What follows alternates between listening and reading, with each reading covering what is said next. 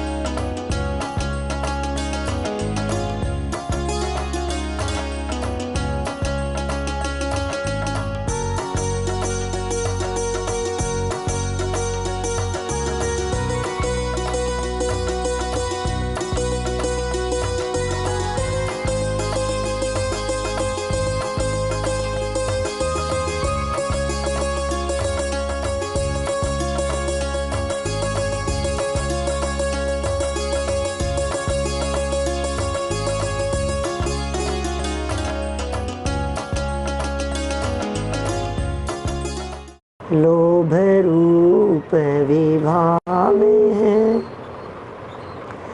उनके अभाव स्वभाव मय, उत्तम क्षमादि स्वभाव है, उत्तम क्षमादि स्वभाव ही इस आत्मा के धर्म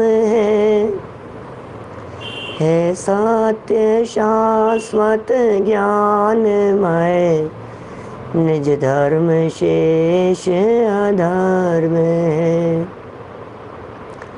निज आत्मा में रमण संयम, रमण ही तप त्याग है, निज रमण आकिंचन्य है, निज रमण परिग्रह त्याग है, निज रमणता ब्रह्मचर्य है, निज रमणता 10 धर्म है, निज जानना पहचानना जमना धर्म का मर्म है, अरिहंत है 10 धर्म धारक, धर्म धारक सिद्ध है, आचार्य है उपजाय है, मुनिराज सर्व प्रसिद्ध है, जो आत्मा को जानते पहचानते करते रमण, वे धर्म धारक धर्म धन है, उन्हें हम करते नमन, उन्हें हम करते नमन। 10 लक्षण महापर्व का यह परम मांगलिक प्रसंग चल रहा है और हम लोग बहुत धूमधाम से आत्मा की आराधना करने में लगे हुए हैं। लगना भी चाहिए, क्योंकि हमारे यह पर्व आराधना के पर्व हैं, वस्तु स्वरूप के लिए हैं, आत्मा की आराधना के लिए हैं। आज उत्तम शौच धर्म की चर्चा क्रम प्राप्त है। आज हमें आपके बीच में उत्तम शौच धर्म के संदर्भ में थोड़ी बहुत चर्चा करनी है।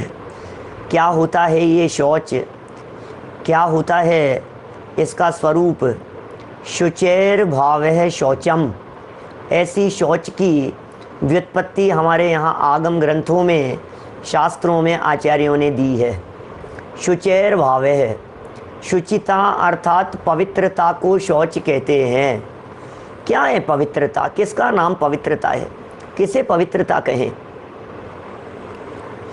जब कषायों के अभाव की दृष्टि से चर्चा चलती है तो यही कहा जाता है कि लोभ के अभाव का नाम उत्तम शौच धर्म है, और लोभ की चर्चा की जाती है। हम भी करेंगे थोड़ी बहुत लोभ की चर्चा, क्योंकि क्रोध के अभाव का नाम क्षमा, मान के अभाव का नाम मार्दव, मायाचार के अभाव का नाम आर्जव, और लोभ के अभाव का नाम उत्तम शौच धर्म है। तो हम भी चर्चा करने वाले हैं, थोड़ी बहुत लोभ के बारे में करेंगे। लेकिन शौच शब्द का अर्थ यदि किसी डिक्शनरी में देखा जाता है तो वहाँ तो सिर्फ यही अर्थ मिलता है कि शौच माने पवित्रता। अब यदि शौच का अर्थ पवित्रता है तो जिनवाणी में भी दो तरह से पवित्रता की चर्चा की है। एक शारीरिक पवित्रता की चर्चा की है, एक आंतरिक पवित्रता की चर्चा की है। मैं शारीरिक पवित्रता के संदर्भ में भी थोड़ी बहुत चर्चा विकल्प आया तो कर लूँगा, और जब आंतरिक पवित्रता की चर्चा की जाती है तो उस आंतरिक पवित्रता को भी दो रूपों में देखा जाता है। वो आंतरिक पवित्रता एक पर्याय में प्रकट होने वाली पवित्रता होती है और एक द्रव्य स्वभाव की पवित्रता होती है। क्या? तो पर्याय में प्रकट होने वाली पवित्रता का नाम धर्म है, और स्वभाव में मौजूद पवित्रता का नाम वस्तु स्वभाव धर्म है। पर्याय में प्रकट होने वाली पवित्रता का नाम वीतराग धर्म है, और स्वभाव में मौजूद पवित्रता का नाम वस्तु स्वभाव धर्म है। दो धर्म हो गए, एक वीतराग धर्म, एक वस्तु स्वभाव धर्म। जब वीतराग धर्म की चर्चा चलती है तो 10 लक्षण धर्म खड़े हो जाते हैं। जब वस्तु स्वभाव रूप धर्म की चर्चा चलती है तो प्रत्येक वस्तु स्वभाव से धर्मात्मा है, यह बात निकल कर सामने आती है।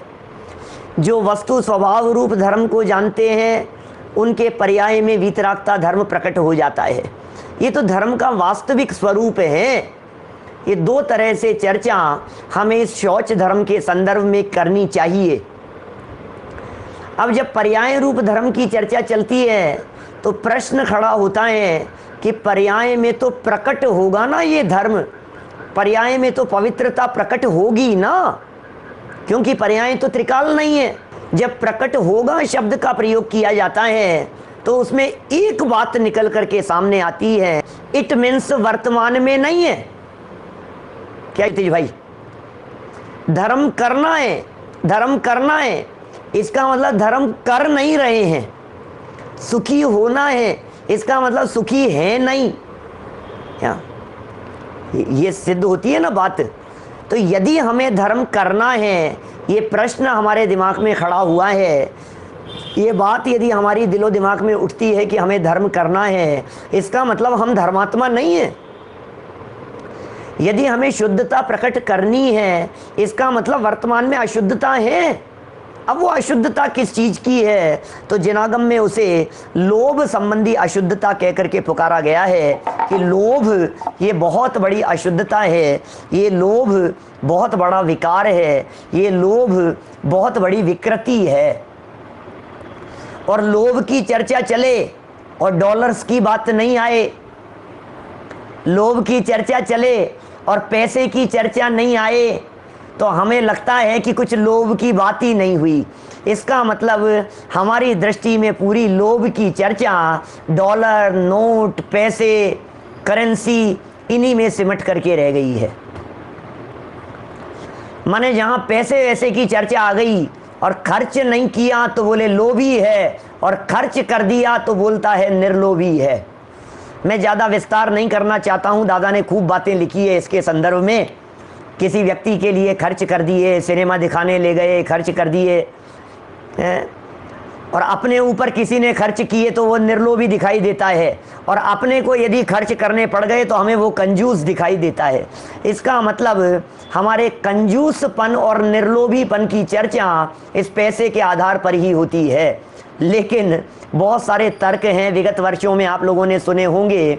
कुछ नई चर्चा करने का मन था, कुछ पुरानी भी आएगी। माने उसी तरह के तर्क की भैया लोभ तो चारों गतियों में है ना। और दूसरे एंगल से बात करें तो लोभ की मुख्यता तो देव गति में है। क्या लोभ का बाहुल्य तो चारों गतियों में देव गति में कहां गया है? अब जरा कल्पना कीजिए। क्या माने हमें तो एक बात बतलाइए, यदि लोभ देव गति में है तो वहां पैसे का कितना व्यवहार है? पैसे का व्यवहार तो देव गति में है ही नहीं। इसका मतलब पैसे से लोभ का संबंध नहीं होना चाहिए। त्रियंच गति के जीवों में, नारकियों में कितना नोट, डॉलर और पैसे का व्यवहार होता होगा। ये बात अलग है कि पैसे, नोट आदि का व्यवहार ज्यादा करने वाले और उसके चिपके रहने वाले नरक में मिलेंगे, क्योंकि बहुरंभ परिग्रहत्वम नारकस्य आयुष्य है। लेकिन वहां पहुंच करके तो कुछ भी नहीं है। क्या वहां तो नहीं है ना व्यवहार। ऐसा कहा जाता है, ऐसा प्रसिद्ध कथन कई बार सुना होगा कि एक तरफ धन का ढेर लगा हुआ है और उसके दूसरी तरफ नोटों का ढेर लगा हुआ है, या समझिए उसके दूसरी तरफ घास है। इधर नोट है, धन है और उधर घास है। और गाय यदि यहाँ खड़ी है तो वो नोटों को पैर से कुचलते हुए घास की तरफ जाएगी। इसका मतलब उस गाय की दृष्टि में आपके नोट और धन की कीमत घास बराबर भी नहीं है, जिसकी हमारे दिलो दिमाग में इतनी कीमत है। और एक बात कह दूं बीच में, जिस जगह पर धन गड़ा होता है वहां घास भी पैदा नहीं होती है। सुनिए क्या अतुल भाई कभी बात आपने, जिस जमीन के नीचे धन गड़ा होगा ना वहां घास पैदा नहीं होगी, ये नियम है। लेकिन इसका अर्थ कोई ऐसा न समझ लेवे कि यहां पर घास नहीं है तो खोद के देखा जाए धन मिल जाएगा ऐसा नहीं है। सोचिए, जिस जगह पर, जिस धरती पर नीचे धन गड़ा हो वहां यदि घास भी पैदा नहीं होती है तो जिसके हृदय में धन गड़ा हुआ हो वहां धर्म कैसे पैदा हो जाएगा? वहां धर्म कैसे उत्पन्न होगा?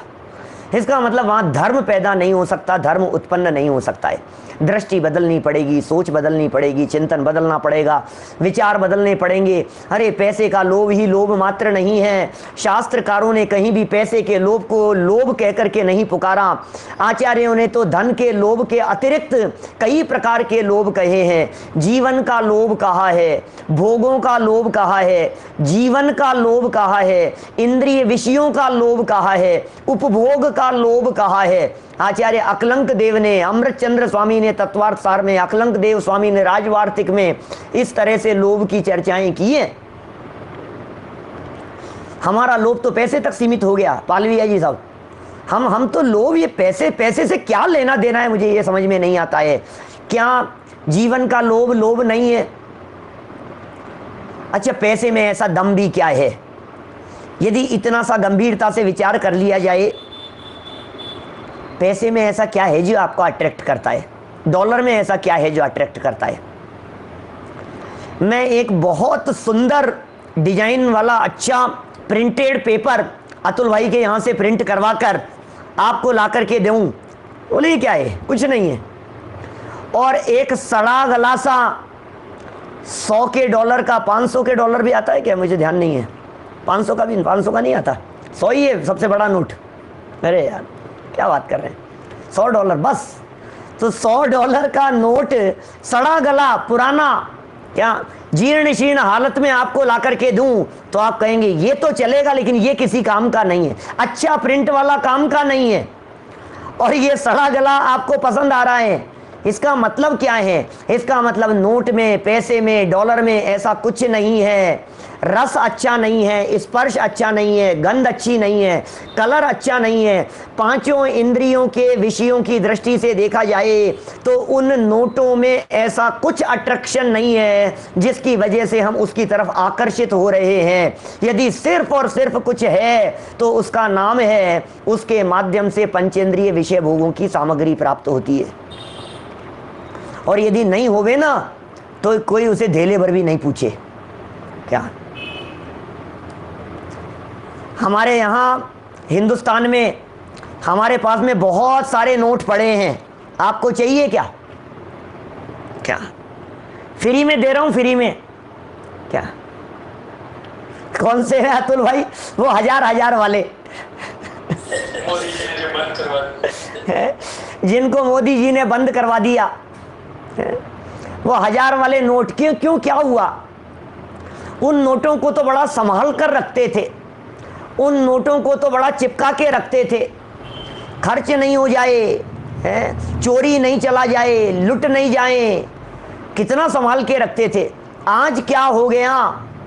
एक ही बात स्पष्ट दिखाई देती है कि भाई साहब ये जो नोट थे, उन नोटों के माध्यम से अब पंचेंद्रिय विषय सामग्री को नहीं खरीदा जा सकता है, इसलिए उनकी कीमत खत्म।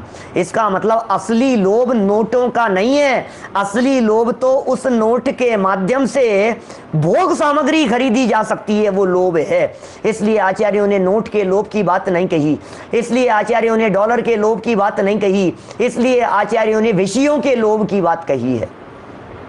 बहुत तरह का लोभ है, अपने हृदय में, दिल में झांक करके देखेंगे तो न मालूम कितने प्रकार के लोभ हमारे को दिलो दिमाग में दिखाई देंगे। नाम का लोभ, काम का लोभ, विषयों का लोभ, रूप का लोभ, ये सब लोभ नहीं है क्या? नाम के लोभ के लिए तो क्या क्या करने को तैयार हैं। आज भी व्रतों के दिनों में भी, पर्व के दिनों में भी दान देने वाले लोग जहां नाम होता है वहां ज्यादा से ज्यादा दान देने के लिए तैयार रहते हैं। नाम के लिए धर्म कर रहे हैं, धर्म किस लिए कर रहे हैं? दान दे रहे हैं, धर्म हो रहा है भाई साहब, नाम के लिए कर रहे हैं। नाम के लोभ की दशा है। किसी भी तीर्थ क्षेत्र पर चले जाइए, वहां उन तीर्थ क्षेत्रों पर लंबी लिस्ट मिलेगी आपको दानदातारों की, कोई नहीं देखता है भाई साहब।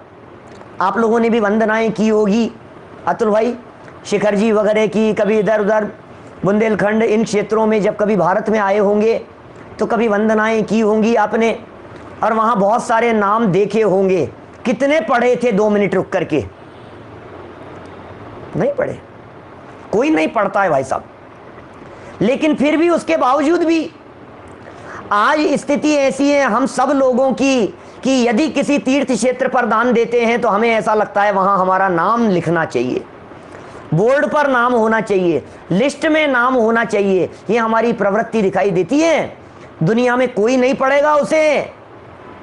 10, 20, 50 साल बाद में जब बुजुर्ग हो जाएगा और अपने बच्चे पोतों को लेकर के जब कभी वहां जाएगा तो दिखाएगा, बेटा बेटा इधर आना, देख देख देख देख, ये मेरा नाम लिखा है, ये देख इस जगह पर, उस जगह पर ले जाकर के अपना नाम दिखाएगा। बाकी क्या लेना देना है, कौन किसको पूछता है। चक्रवर्ती सम्राट की वो घटना किससे छिपी हुई है, मैं उस घटना को बतलाकर समय वेस्ट नहीं करना चाहता। चक्रवर्तियों के नाम से भरी हुई शिला और भरत चक्रवर्ती का अभिमान भंग हो गया। सबको मिटान मिटान के अपना नाम लिखना पड़ता है। क्या दम है इस नाम में? सच में मैं तो अभी इस कोरोना के पीरियड में जब लाइव चैट में इतने लोगों के नाम पढ़ता हूं तो ऐसा लगने लगता है एक ही नाम के बहुत सारे लोग, नाम भी वही, सरनेम भी वही। गजब हो गया। एक ही नाम वाले, एक ही सरनेम वाले कई कई लोग ऐसे सामने दिखाई देते हैं। 3-3, 4-4 लोग एक नाम वाले। बोलो, मैंने अपने को ऐसे लगेगा कि ये क्या हो गया। मैं तो सोच रहा था मैं ही संजीव गोदा हूं। अरे दुनिया में कई संजीव गोदा घूम रहे हैं। कौन किसको जानता है और कौन किसको पहचानता है। दुनिया मुझे पहचाने इसमें कोई दम नहीं है। मैं अपने आप को पहचान लूं, सारी जिनवाणी इसके लिए है। लेकिन इसका प्रयास अपने आप को पहचानने के लिए नहीं होता। इसका सारा प्रयास इसलिए होता है कि दुनिया मुझे पहचाने, दुनिया मुझे पहचाने, दुनिया मुझे पहचाने। सुरेश जी साहब, आपको कितने लोग पहचानते हैं? अरे पंडित जी, हमें कौन जानता है। अरे भैया, अनंत सिद्ध परमात्मा आपको देख रहे, जान रहे हैं। अरे मुझे तो पता ही नहीं था। तुम्हें कौन जानता है? लोग ऐसी बातें करते हैं। अरे तुम्हें जानता कौन है? मुझे कितने लोग जानते हैं मालूम है तुम्हारे को? हजारों लोग मुझे जानते हैं, लाखों लोग मुझे जानते हैं, इतने लोग मेरे को जानते हैं। अच्छा, बस लोग ही जानते हैं और मुझे अनंत जान रहे हैं। उसकी महिमा नहीं आती। अनंत सिद्ध भगवान सिद्धालय में बैठ करके मुझे जान रहे हैं कि नहीं, लेकिन उसमें क्या दम है? अपने आप को जानकर सिद्ध बन जाते हैं, अपने आप को जानकर परमात्मा बन जाते हैं। क्या जो अपने आप को जानते हैं सारी दुनिया उनके ज्ञान का विषय बनती है भाई साहब। ये सारा खेल अपने आप को जानने के लिए। पवित्रता की चर्चा चल रही है, लोभ की चर्चा चल रही है। नाम का लोभ कुछ दम नहीं है इसमें। काम के लोभ की बात करो, काम, विषय वासना, विकार, इसका भी लोभ कम नहीं है। अनिर्वा रौद्रेक त्रिभुवन जयी काम सुभटा कुमारावस्थायाम अपि निज बलाद्येन विजिता। महावीर अष्टक में लिख रहे हैं भागचंद जी साहब। दादा ने कई प्रसंग दिए, कहानियां सुनानी हो तो अभी 2-4 कहानियां सुनाई जा सकती है। राजा श्रेणिक चेलना के रूप पर ही तो मोहित हुए थे। घटना देखो तो अपने को ऐसे लगने लगता है गजब हो गया भाई साहब। पुराने जमाने में भी राजा महाराजाओं के समय भी इस तरह की बातें हुआ करती थी। अपने बेटे को तैयार किया अभय कुमार को, आपको मालूम है महाराजा श्रेणिक ने, किसके लिए? कि बेटा मेरी इससे शादी हो जाए। गजब हो गया। अपने बेटे को, महाराजा श्रेणिक की बात कर रहा हूं, चेलना से शादी करने के लिए। बौद्ध धर्मावलंबी थे, पुत्र था पूर्व पत्नी का और अभय कुमार, और अभय कुमार से कहा कि मुझे तो चेलना पसंद आ गई है, मुझे तो उससे शादी करनी है, बेटा अब तू ही कर सकता है व्यवस्था। और फिर सारी व्यवस्था की अभय कुमार ने जाकर के, और जिस नगर में रहती थी वहां जाकर के, और वो जिस रास्ते से जिन मंदिर जाती थी, और सब सारा नौटंकी सब। पवनंजय अंजना के रूप पर ही तो मोहित हुए थे। ये चर्चाएं रूप के लोभियों की चर्चा है। प्रथमानुयोग भी रूप के लोभियों से भरा मिलेगा आपको। खूब चर्चाएं मिलेगी ऐसे रूप के लोभियों की। ऐसी ऐसी घटनाएं। 22 साल तक शक्ल नहीं देखी बाद में पवनंजय ने आकर के अंजना की। 22 वर्ष तक शक्ल नहीं देखी, और शादी हुई थी कैसे? लव मैरिज थी। पिताजी से बहुत आग्रह किया था, नहीं मैं तो इसी से शादी करूंगा, कुछ भी हो जाए मुझे तो वो पसंद आ गई है। फिर क्या हुआ देखो आप, होनहार किस तरह की होती है। इसी तरह से कुछ लोग इस तरह के होते हैं जो रूप के लोभी होते हैं। सुंदरता सुंदरता सुंदरता, दिन भर सुबह से शाम तक मेकअप, श्रृंगार, सजना संवरना, आईने के सामने से गुजरे तो 2 मिनट रुके नहीं तो ऐसा लगता है कि ये क्या हुआ, ये कौन है? ये रूप के लोभी हैं। लोभियों की कमी नहीं है। हृदय में झांक करके देखेंगे तो हमारा कितने कितने प्रकार का लोभ दिखाई देता है। और खाने पीने के लोभियों की तो बात ही अलग ही है, उसको तो अपन लोभ ही नहीं समझते हैं। घर में रोजाना खाने पीने के नाम पर तू मैं होती रहती है, झड़प होती रहती है, ये नहीं बनाया, ये नहीं बनाया, ये बना लेना चाहिए था, आज तो ऐसा था और ये कहा था। ये क्या चीज़ है? ये क्या ये भोजन के लोभियों की बात नहीं है?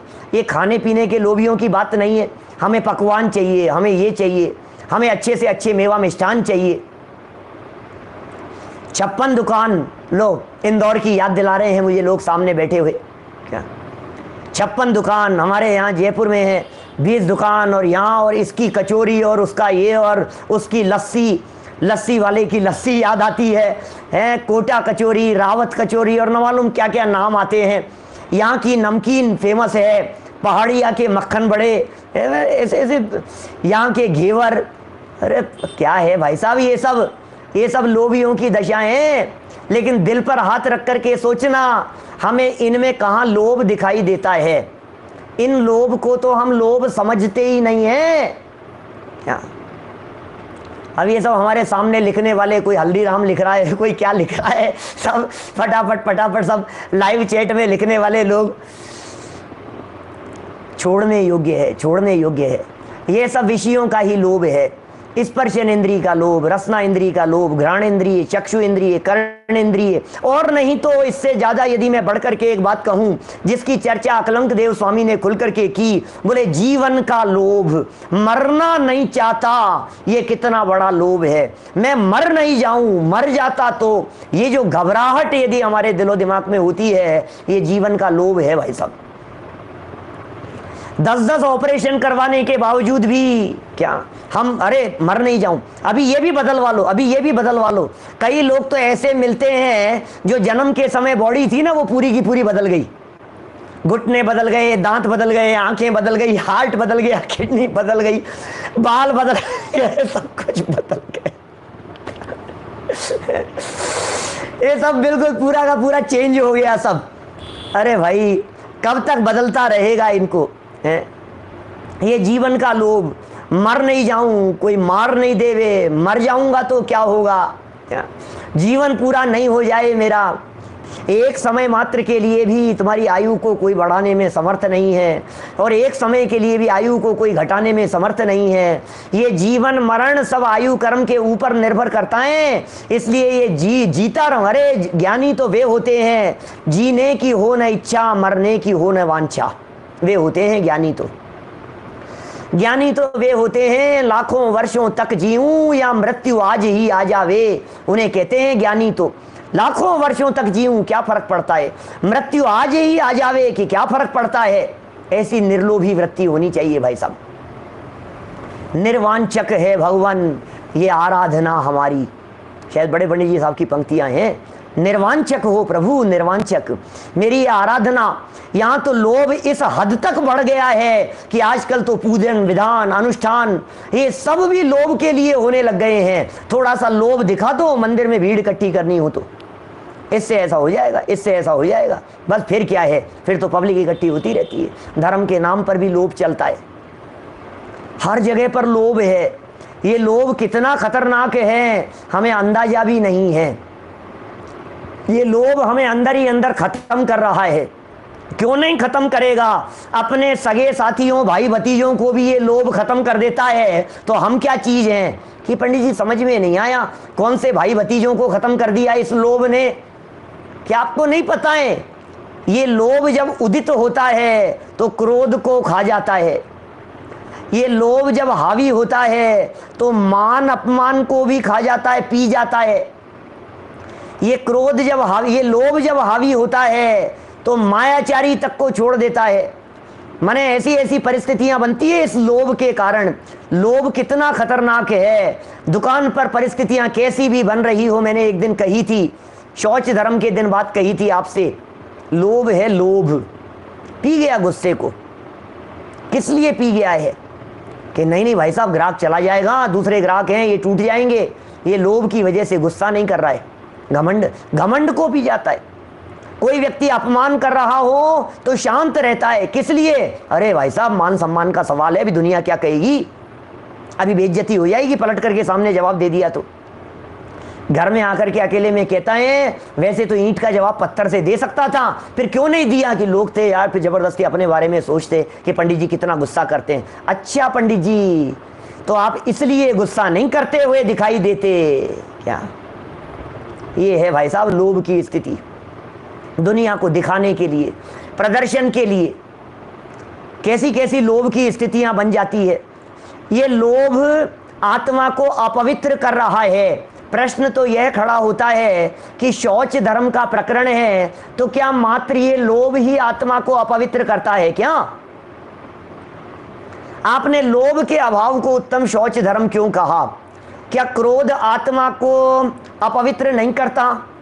क्या मान आत्मा को अपवित्र नहीं करता? क्या मायाचार से आत्मा मलिन नहीं होता? यदि इनसे आत्मा अपवित्र होता है तो फिर इनके अभाव को भी शौच कहना चाहिए ना? क्या आप इनके अभाव को शौच क्यों नहीं कहते हो? आप अकेले लोभ के अभाव को शौच क्यों कहते हो? उसके पीछे भी कारण है, चर्चा की है, तर्क दिए हैं। वस्तुतः जब क्रोध के अभाव में क्षमा हो गई, मान के अभाव में मार्दव हो गया, माया के अभाव में आर्जव हो गया, जब ये अभाव हो गए तो अब लोभ ही तो बचा जिसके अभाव में शौच धर्म की बात करते, क्योंकि क्रोध मान माया के अभाव की चर्चा तो पहले ही कर दी है, तो फिर बात ही खत्म हो गई कि नहीं नहीं पंडित जी ये तो नहीं, कुछ कुछ और बात लगती है। तो और बात बताएं तुम्हारे को, क्योंकि आप ये भी कह सकते हैं कि साहब फिर भी हास्य भी है, रति अरति भी है, शोक भय जुगुप्सा आदि भी हैं, उन सब के अभाव को भी कहना चाहिए था। तो फिर एक बहुत सुंदर बात कही है, सुनो भैया, वास्तव में लोभ के अभाव का नाम शौच नहीं, लोभांत कषायों के अभाव का नाम शौच है। क्या कहा नितेश जी?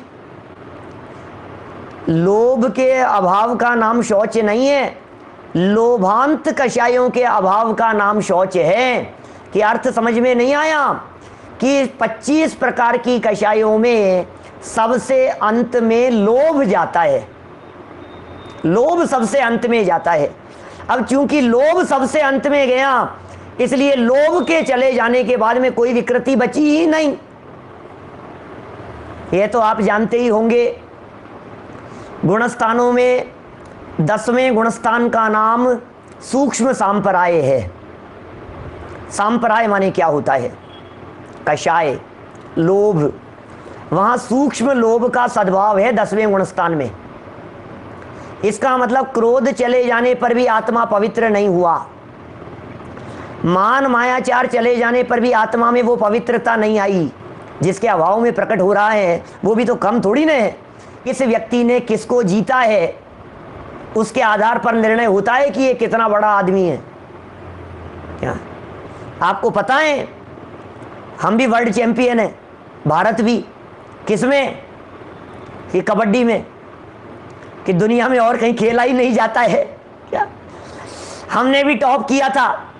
एक सज्जन मिले और उन्हें पता लगा कि भाई आप गोल्ड मेडल हैं। अरे पंडित जी हम भी गोल्ड मेडल हैं। Very good. किसमें? अच्छा वहाँ इस चीज़ में।